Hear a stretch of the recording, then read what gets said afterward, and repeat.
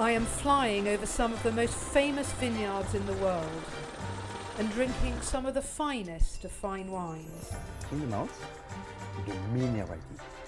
You lick the stem.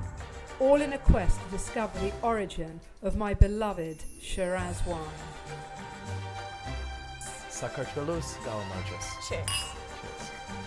It might come as a surprise, but my country Iran has a long and ancient history of drinking, producing and exporting wine. This is it. This is the oldest wine jar in the world. The city of Shiraz has always been at the heart of Iranian winemaking and lends its name to one of the world's most famous wines, Shiraz. Now, this is what's great about Shiraz. It's always been a very soulful wine. What is the connection between winemaking in Iran and the Shiraz we drink today? Is it just serendipity that is named after an Iranian city, or is there more to it than meets the eye?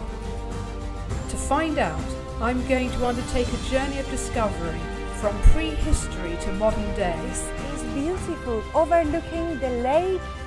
For the story of Persian wine is the history of the origin of wine itself.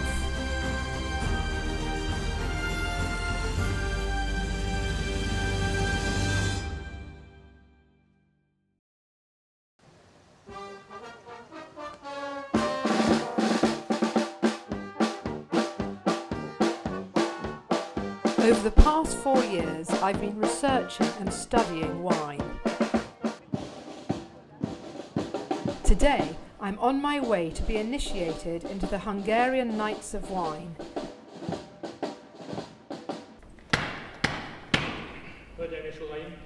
Their main goal is to recover the beautiful knightly virtues of wine, and their membership is open to all who share their values.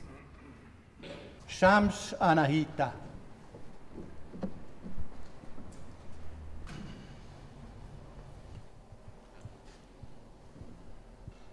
Lovagrendünk bortanácsosává fogadlak.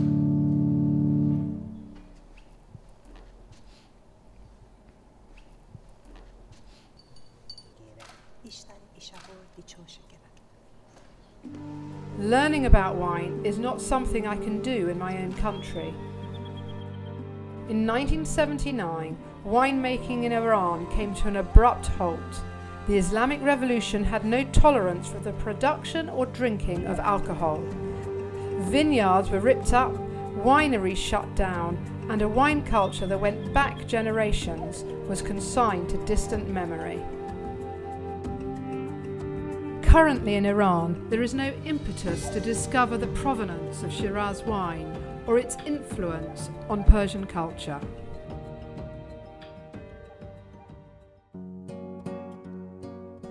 To unravel the mysteries behind the origin of Shiraz wine, I begin my journey north of Iran, in Georgia. Here in the Caucasus Mountains, the wild grape Vitis vinifera has proliferated for millions of years and was domesticated in Neolithic times. It is the common ancestor to 99% of the world's wine today. Georgia claims to be the first country to have cultivated wine. The methods used then are still in use today, and the culture of winemaking and drinking has entered into the very soul and identity of the Georgian people. So much so, they believe they are the cradle of wine civilization. In recent years, an amazing archaeological discovery has put Georgia not just at the centre of ancient winemaking, but of human evolution itself.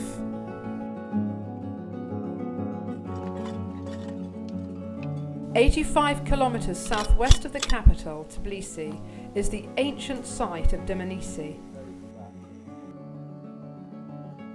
The site was originally known for its medieval village and a Bronze Age settlement where large earthenware vessels used for wine fermentation were found. recently, the anthropologist David Lord Kipinatzi made a discovery that showed primitive man inhabited Europe much earlier than previously thought. Tell me, what is the most significant discovery in this site? Here we found earliest presence of humans in whole Eurasia. It dates back 1.8 million years ago. We have 5 human skulls, 4 jaws. This is most complete skull ever found in the world from this time period. This is very primitive. It has a very small brain capacity. It's almost 1/3 of us. Would it be possible for these early humans to have got a head start in the cultivation of wine? Not far away from here, 30 kilometers, we have traces of very early agriculture. Humans were living with groups and they were already using stone tools. And we found also very early presence of cultivated grapes. So in this territory, in this surrounding, we have early humans and we have very early agriculture too. It is amazing. The prehistory of mankind has been rewritten here in Dmanisi. Our ancestors lived here 1.8 million years ago. Later, they began to cultivate crops such as wild grapes, which still grow in this mountainous region. Today there are vineyards across the length and breadth of Georgia, the domesticated descendants of the wild grapes. Modern day vintners are rediscovering the ancient ways of winemaking. John? Yes, Anahita, Oh, you're here. right here. Oh, hello. Hey, welcome. Thank you. Very nice How to are you? meet you. Nice to You're meet okay? you. Doing well.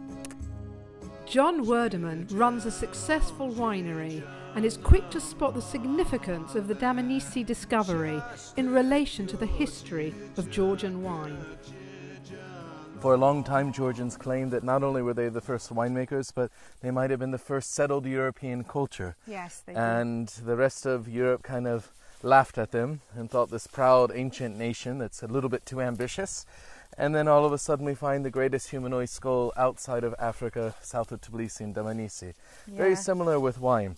The oldest evidence of the cultivation of the Vitis vinifera grape has been found here in southern Georgia. To imagine that the early Neolithic man living on the territory of what we call Georgia today was already farming different types of grapes, creating new varieties for their aesthetic pleasure is absolutely marvelous. Even more marvelous, they never stopped. What sets Georgia apart is the traditional way they still make their wine. So here, this is the place, what we call the Marani, which is the cellar, where it all happens. Okay. So this is a small qvevri. It's a womb-like vessel. And the word qvevri itself is fascinating because it means that which is buried in the ground. The earth gives you the grapes. They get crushed and they go down inside the qvevri. But the temperature of the earth that's surrounding the mass of the must is the same as what the mother vine is experiencing just a few meters over there. It's a great example of something that is at once very ancient, but very current and modern at the same time.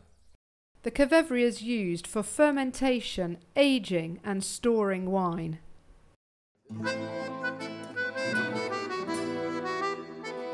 How does the qvevri affect the taste of the wine? So many of the wines that are made in qvevri are the so-called orange wines or long skin macerated whites. In Georgia we prefer to call them amber wines. This is truly a very unique and special type of wine. Wow. And so this is actually made from a white grape. Really? There's lots of surprising things in Georgian Yes. wine.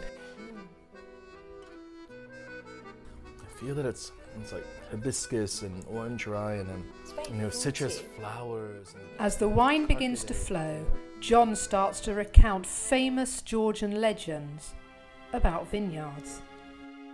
The Meskhetian tribes are being attacked from the south by the Turks, and they went out on the steppes and they look vast out across the battlefield. They know that they're totally outnumbered. They go back to their vineyards and they take cuttings of their ancestral grape varieties that their forefathers created. They strap it to their chainmail against their heart and they charge into battle, lay their lives down on that battlefield. And 2 years later, the Turks came back to the field and saw a vineyard growing, took it as a sign that Allah was not happy with what they had done and abandoned the region, and then the villagers are able to resettle there again. Let's drink for Georgia. Yes. Sakartvelos Galmargos. Cheers. Cheers. Georgia has been invaded, occupied and fought over for centuries by its more powerful neighbours, including Iran.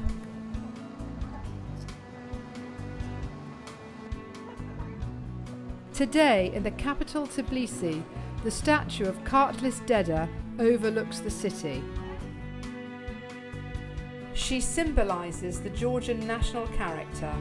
In her left hand, she holds a bowl of wine to greet those who come as friends, and in her right is a sword for those who come as enemies.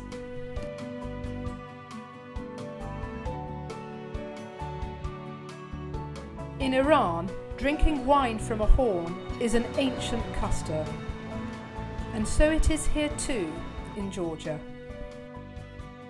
I've been told about a restaurant. The owner has a fantastic collection of horns, the one that you can drink wine from. I'm gonna meet him now. Laura Saab, what a collection you have. You Georgian people still drink from these horns? We do. We've been drinking millenniums and we continue. It's a part of the culture. Georgians consider wine to be holy liquid. When people get together, they're choosing one who's much more eloquent and respected, and with poetry or singing skills, and with ability to drink a little bit more than others. And so this called tamada, Toastmaster. I heard that this shape helps people to drink wine in just one go. Tradition, you're drinking, you're fill it up. Yes. Totally. It has to be filled up, yes? Yeah, it has to be, and you're drinking like at one go. It's giving like some kind of like fire to the party. Okay. You know that Georgian would never drink wine without saying a toast, so? Perfect, yes. Let's say toast. We've seen after the collapse of the Soviet Union terrible things in Georgia, and I hope it will never happen, and peace to everywhere. I'm gonna toast back from a poem from Hafez Shirazi, from Iranian poet. It says, پیر میخانه همی خواند معمایی دوش از خط جام که فرجام چه خواهد بودن.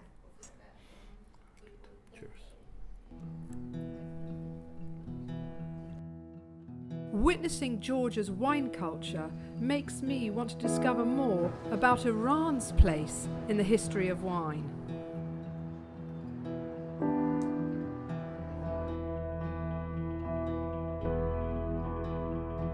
The wild grapes that grew across the mountain regions of Armenia, eastern Turkey, also flourished in the Zagros Mountains and penetrated deep into Iran.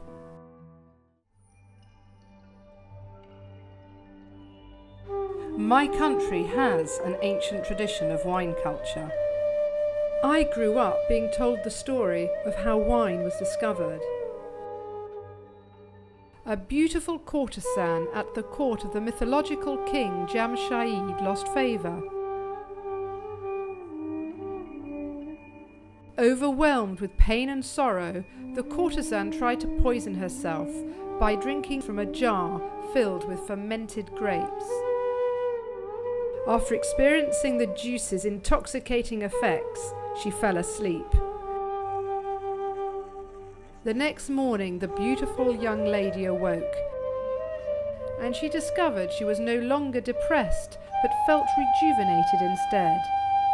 She took her discovery to the king, who became so enamored with this new potion that he accepted her back, and she regained the king's favor, and wine was drunk in his court.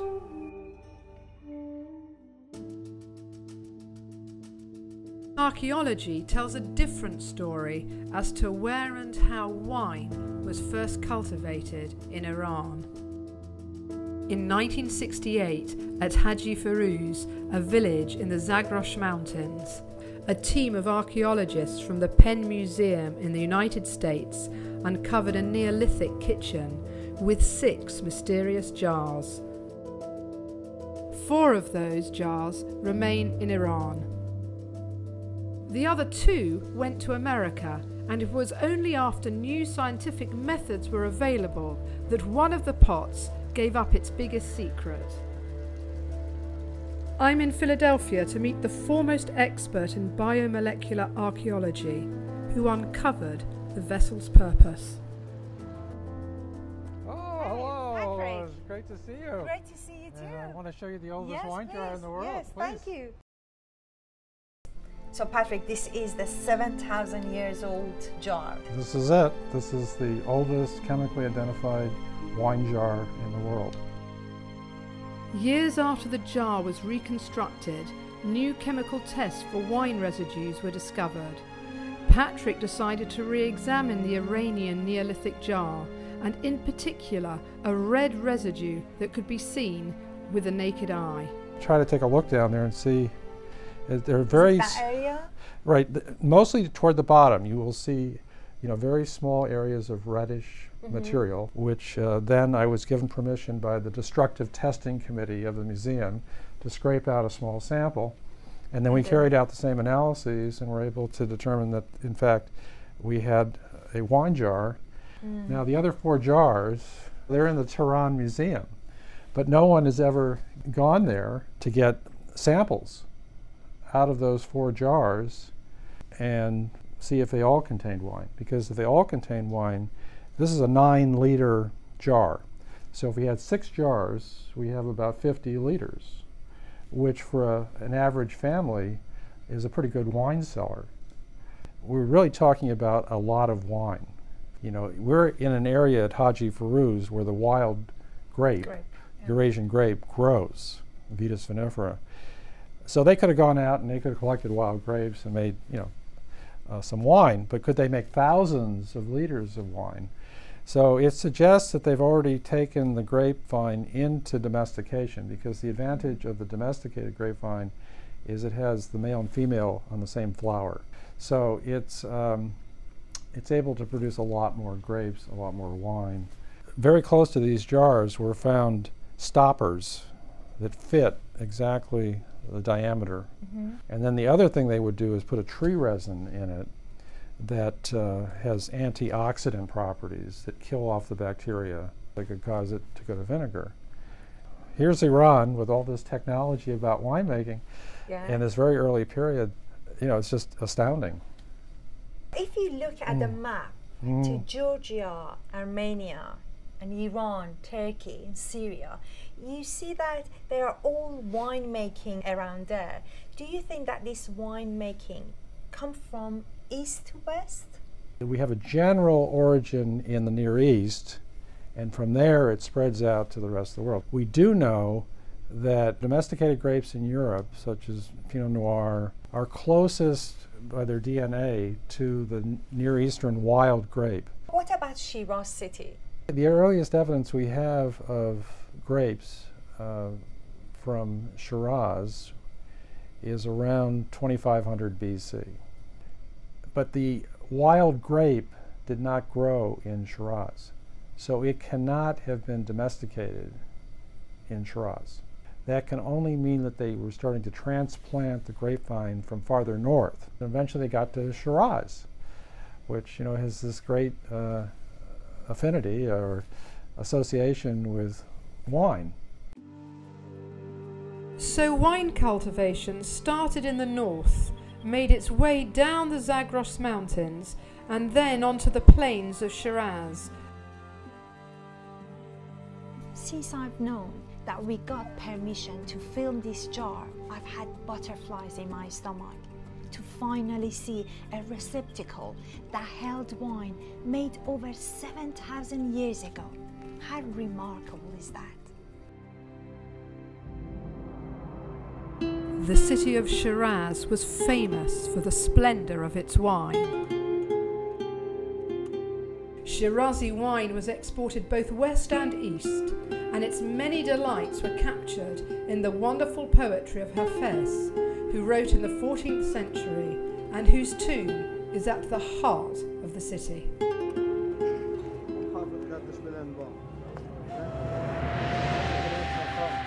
My sad heart weeps. Hear the tavern keeper who counsels you, with wine, with red wine, your prayer carpet dye. There was never a traveler like him, but knew the ways of the road and the hostelry.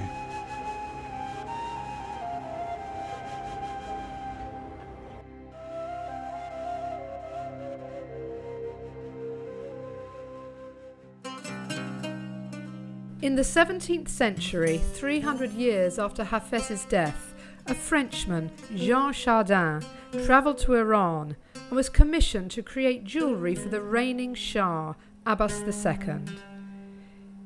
Chardin stayed in the region for over 9 years, and his account of the Safavid Shahs and Iranian society and its love of wine is a major source of information to modern-day historians. When we want to love, we love.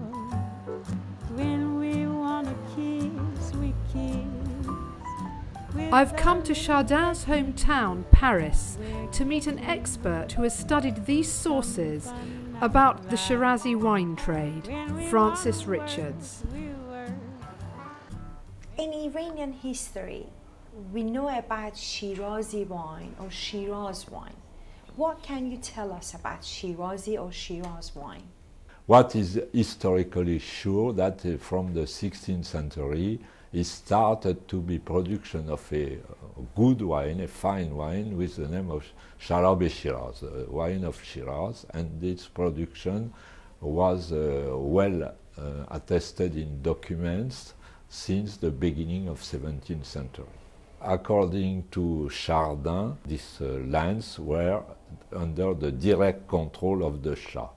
Shiraz wine was a very specific red wine. It was a wine with good conservation, because generally the local wines in Iran, they are very quickly vinegar. Chardin published the first volume about his travels in 1686 and wrote a further 9, which were later translated into Farsi. Absolutely. He was an extremely curious man. He was a merchant who sold diamonds and precious stones to the Shah. For Professor Rudy Mati, an expert on early Iranian history and society, the writings of Chardin have also been a rich source of information. At the time, who did produce wine in Iran? The producers were, for the most part, as far as we know, Armenians and Georgians, Christians in general, and Jews were involved in wine production as well. It is very interesting you mentioned Georgia. What was the relation, in terms of viticulture between Iran and Georgia in that time? It's a ceremonial drink in Christianity, and since Georgia is a Christian country, it was completely integrated into life. And it was brought into Iran in part because of the massive transplantation of Georgians into Iran proper. Shah Abbas resettled thousands of Georgians and Armenians from their homeland, and of course they brought with them their taste for wine. Because Iran was a Muslim country, permission to buy the wine was limited to the Shah, families at the court, and to foreign companies for export. So how much did the Safavid rulers drink? The Safavids have 9 successive Shahs, from Shah Ismail comes to power in 1501, till Shah Sultan Hussein, who loses his throne and his life in the early 1720s. And they were all drinkers. Some of them were massive drinkers, either inside or outside of the palace. Were they all men who drink wine? It's mostly male, and it's in part because of the nature of our sources, because most of the travelers, and they are the best informants, because again, you don't get that information out of the local, and certainly not the official sources. You really have to wait until the 19th century when you do have a number of sort of these intrepid Victorian ladies who go to Iran, and they do report on women too, but it's definitely a far cry in terms of quantity and incidence compared to the male part of society. In Iran, the job of pouring the wine was given a special status, which is even reflected in Persian art. The wine pourer, or how we saqi. call it, saqi, normally they were women. No, they weren't. Or actually in the pictures, they're what men. we see, the saqi is a woman. Yeah, but it's really a man dressed up as a woman. The saqi, just like the dancers, they were oftentimes women. Georgian boys oftentimes dressed up as women. Are we That's how sure it about works. this? Yes, pretty sure. Absolutely. Dancing was, of course, not a reputable occupation, so they were almost invariably Armenians and also Georgians, enlivening the banquets of the Shah. Shiraz wine was exported in expensive glass bottles to India, Indonesia, China and Japan. We have some information about quantities. There's one figure in, I think, 1715, 16, when they export something like 625,000 bottles or something like that, which is quite a lot. Jean-Baptiste Tavernier, a French merchant, was also doing business in Iran in the 17th century, and he wrote about his adventures. When he travelled on to India, he took with him the perfect gift. He gave a box of Shiraz wine, and it was much appreciated, he writes, by these people. They drank a lot of Iranian wine, and especially Shiraz wine. The name of Shiraz wine was renowned.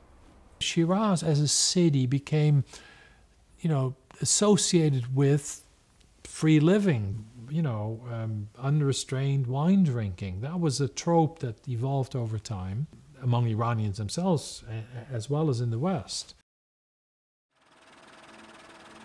In the 19th century, wine exportation declined in Iran due to internal political instability. Globally, new shipping routes opened up markets that European wine companies rushed to exploit, none more so than the French. I am flying along the northern Rhône Valley, about 50 kilometers south of Lyon in southern France. Winemaking doesn't go back as far as 7,000 years, but vines were planted here during Roman times. Did the grape variety that was grown in Iran come to Western Europe?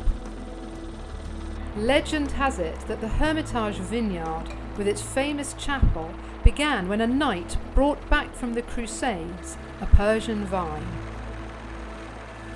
The French call this vine Syrah, and I have come here to find out if it has Persian roots. The French believe that Syrah, the grape, was born here in Hermitage, in the northern Rhône Valley. Here in these 142 hectares, the finest French Syrah is produced.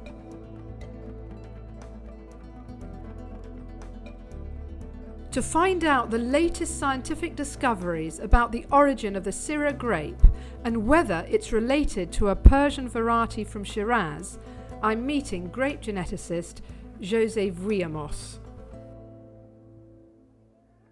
José, can you tell me more about the grapes DNA test? It was done in 1998 by two different labs, and this collaboration ended up in the discovery of the parents of Syrah, because grapes, like humans, have a mother and a father.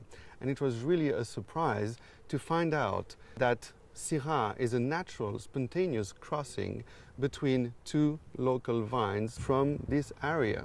The first one is Dureza, an old variety from Ardèche, south from here we are in Northern Valley. And the other one is Mondeuse Blanche from Savoie, north from here. Does DNA test show the age of the grape? With DNA testing, you have no idea of the age of the grape variety, or you have no idea of when the crossing occurred. In the case of Syrah, the first mention in historical document was in 1781, which is quite recent in terms of history of a grape variety.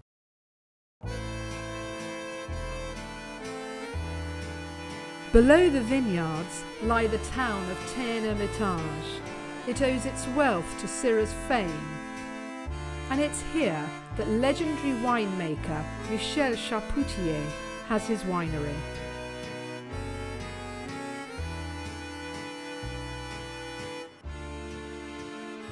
Here in your winery and in your vineyard, you are making a real, truly fine wine.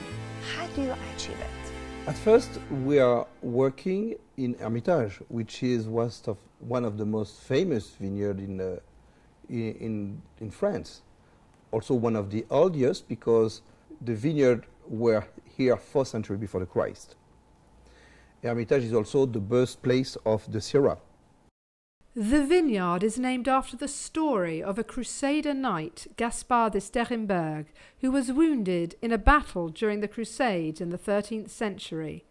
Legend has it that on his return he brought back the Persian vine, planted it and retired from the world, becoming a hermit, hence the name Hermitage. We did some research and it is a legend and there is no real truth behind, because here we were speaking of the 13th century, and we know today that it was more, 4 or 5 centuries before the Christ that the vineyard was planted here. After the discovering of the parents of the Syrah, the cross point of these two grapes was around Hermitage. So they could demonstrate that the real birthplace of Syrah was Hermitage. But what is extremely interesting is that you find the 4 geological age in the soil. You find some granite, you find some sediment, some limestone, all in a very small place. It's unique in the world. Terroir is the conjunction of soil, climate and human. Can we just taste the wine that you have? Can you just tell me what it is? So it is a pavilion. It is on the granite part of Hermitage. Mm-hmm. It's on a slope. So granite is interesting because the vine developed naturally around Mediterranean from Georgia, but I was following the limestone. And then the human pushed the vine to adapt on other soil like schist or granite. And there is a struggle of the vine to adapt on a granite. But what it is amazingly interesting is when you are on a granite, this struggle has a signature. The smell of the summer rain on the hot stone. I will serve you that.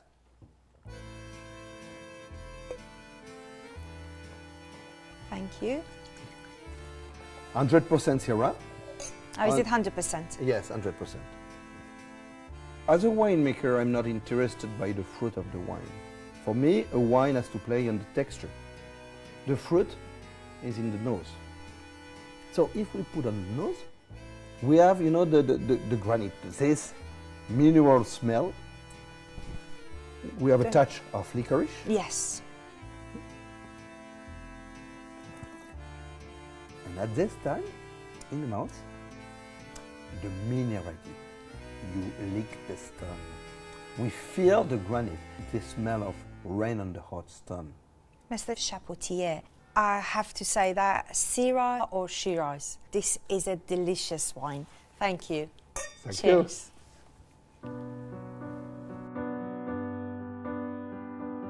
So Syrah is a native French vine, but the story of the name Shiraz is far from over. How is it that when we drink a glass of Syrah, it's often called Shiraz? We have a Scot to thank for that. In the early 19th century, James Busby toured the vineyards of France and wrote his observations down in a journal. In 1832, he took Syrah vines from Hermitage to Australia and planted vineyards. It was the beginning of a fantastic viticultural success story. Outside of France, Australia is the second biggest producer of Syrah, but down under, Syrah is called Shiraz.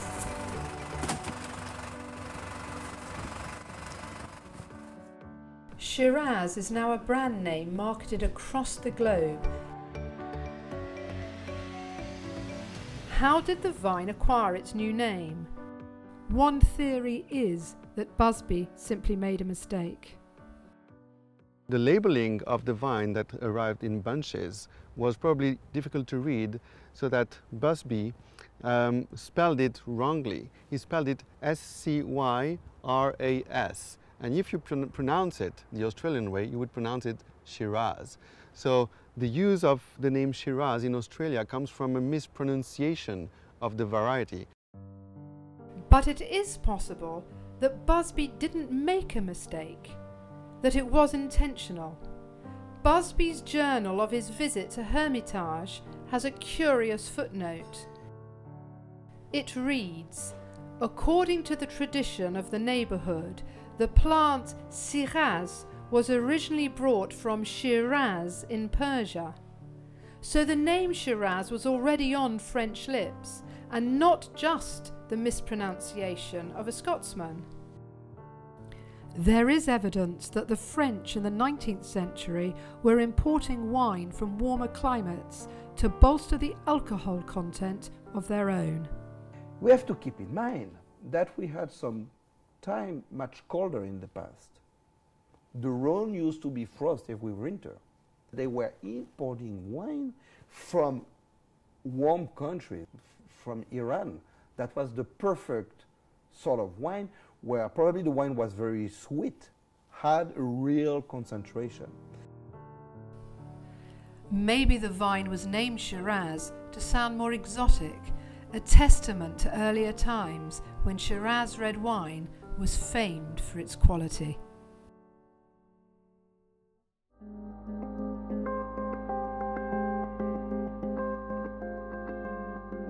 The lure of wine from Shiraz still lives on in Hungary, where I studied wine. Balaton, the largest lake in Central Europe, surrounded by beautiful vineyards, producing lovely wines. But the main reason I am here is a very special vineyard, which has been grown from a cutting taken directly from Shiraz over 3,000 miles away.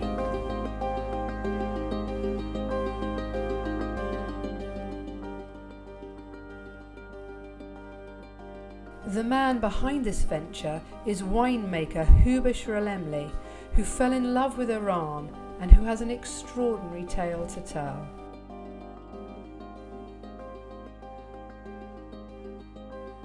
Huber, tell me about your love affair with Iran.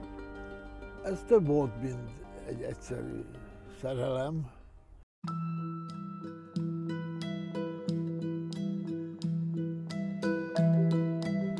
Már 70-ben lehetett, 69-70.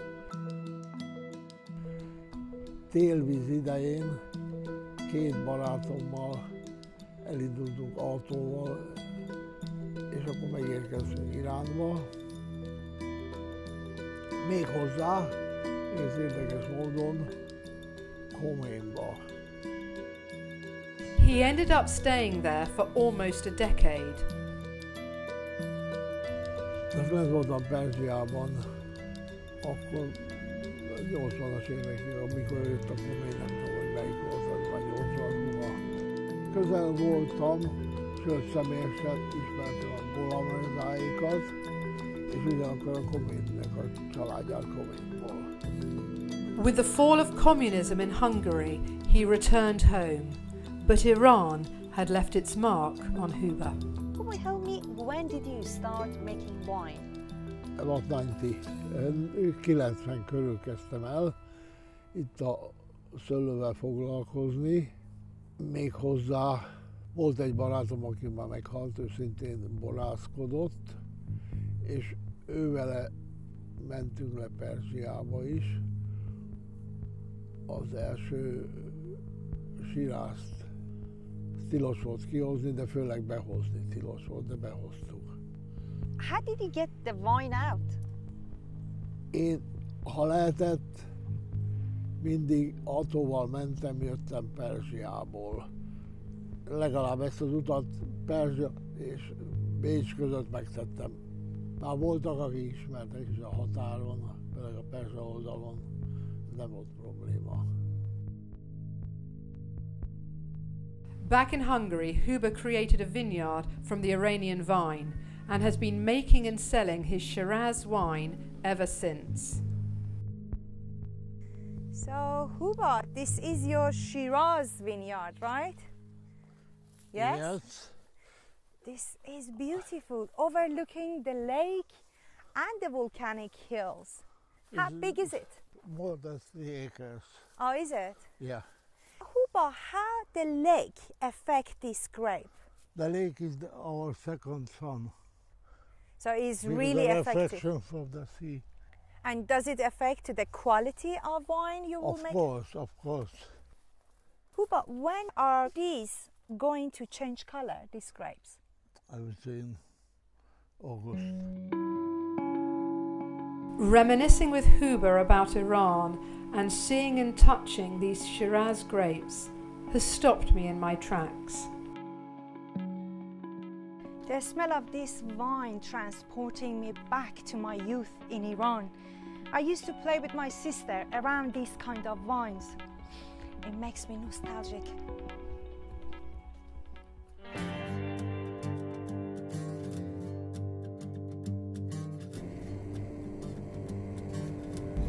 The United States is the largest wine producer outside of Europe, with 90% of its wine coming from the Sunshine State of California.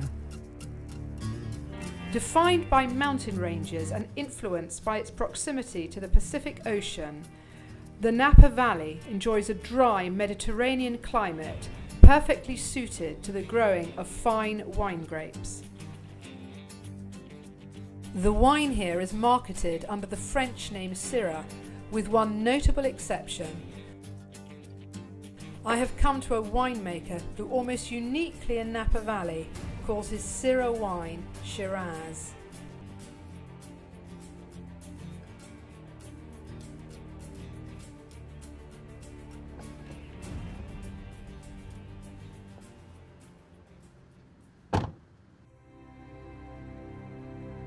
At first glance, it looks like a set from Hollywood's golden age.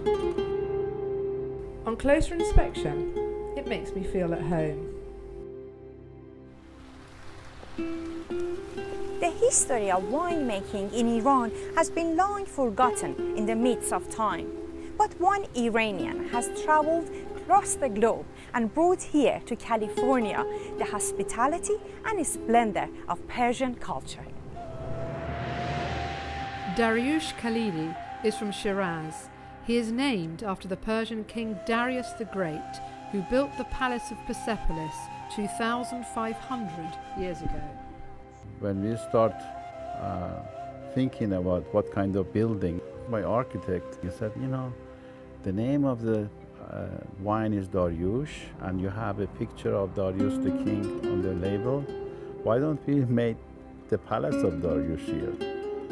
It is not the replica, but it has the accent of the Persepolis and the feeling of the Persepolis.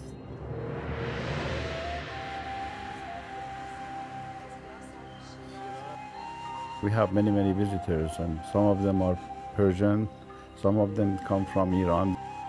They have a tear in their eyes because they see the feeling of the home here, right in the middle of the nowhere in Napa.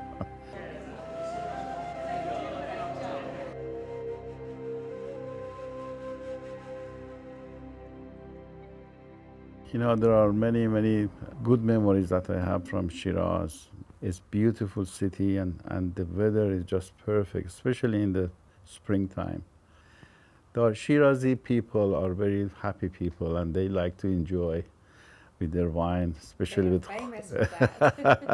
especially the Khollar wine, which, by the way, our Shiraz vineyard here, just north of where you're sitting, we call it Khollar.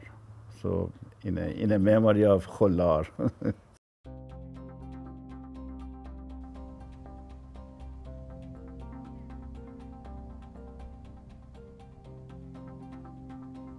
Kola in Iran was a once thriving winemaking area just 40 miles from Shiraz in the same mountainous region where the Haji Firuz jar was discovered.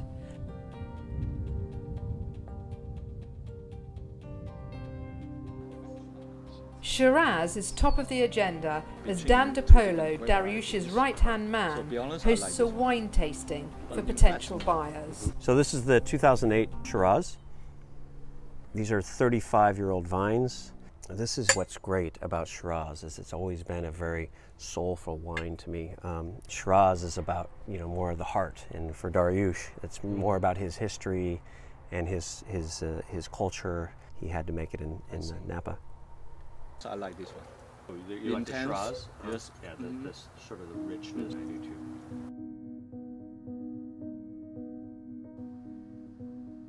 There are 120 acres of vineyards with 2 blocks dedicated to growing Shiraz. I remember my father winemaking, for hobby, not as a profession.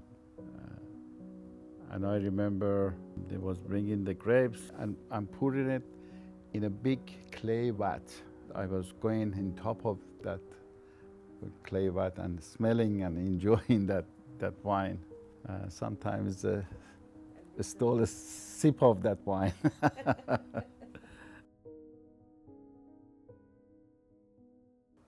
The glass of wine came later in Shiraz. They were drinking, I remember as a child, in a sabu or a clay vessel. So that's how they were. And it wasn't just drinking wine. You have to read some poet and talk about Hafiz Shirazi, and about wine. And it wasn't just drinking wine, it was a venture or among the family. What about the name? Shiraz is a very unique name. I cannot say that I'm impartial with Shiraz wine. I keep telling my French friends, they said, Shiraz or Syrah come from Rhône, and it's been 500 years of the history that we have on that. I said, yeah, but I opened the Atlas of the world. There is only one place in the whole world called Shiraz and has a 7,000 years of history of wine growing. So you tell me where the Shiraz come from.